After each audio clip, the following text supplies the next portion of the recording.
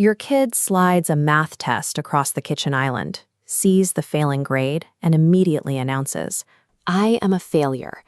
Most parents feel an instinctive urge to argue with that logic. We list their past successes, remind them of their intelligence, and use praise to patch over this sudden drop in self-esteem. See that dramatic outburst as an incomplete draft, the sign of a brain struggling to organize a new, painful piece of data into a cohesive story. When you try to logic away that pain, you are speaking to a biological system that hasn't actually been built yet. Attempting to protect their self-esteem in the moment often starves the brain of the exact friction it needs to grow.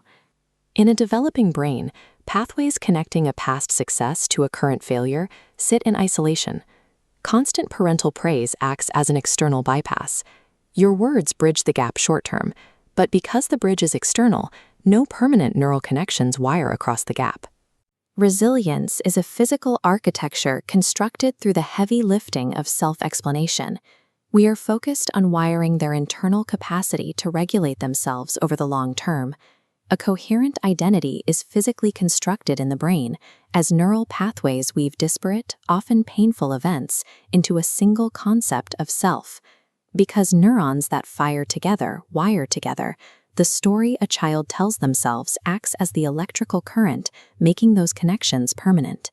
The brain operates like an editor in a cutting room, taking raw footage of daily experiences and splicing them into a cohesive internal movie. Identity functions as a physical record of the stories we have successfully processed and wired into our neural architecture.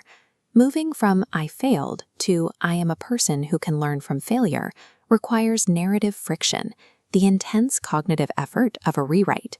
Without that friction, the brain defaults to the most energy-efficient label available, which is usually a negative one, like "I am stupid." The brain's editor needs the struggle of that rewrite to physically strengthen the connection between logic and emotion. Step 1. Silence. First, allow the child to state their negative label without immediate contradiction to lower their autonomic arousal. Step 2. Analysis. Ask, what specifically went wrong on page 3, to force the brain to engage in logical data processing. This question generates the friction needed to shift the brain out of the panicked amygdala and back into the logical prefrontal cortex. Step 3. Connection. Ask them to recall a previous chapter where they struggled with a hard problem but eventually succeeded. Guide their inner dialogue. Prompt the child to talk about a difficult problem they successfully solved. Processing that past success out loud creates the mental friction required for neuroplasticity, forcing neurons to fire across the gap and form permanent connective tissue. When a child narrates their own story, they move from being a passive recipient of praise to an active builder of their own mind. Identity is a physical structure that strengthens through the friction of experience. First, you must provide the narrative scaffolding. Then step back and let them build the circuits they will rely on for the rest of their lives.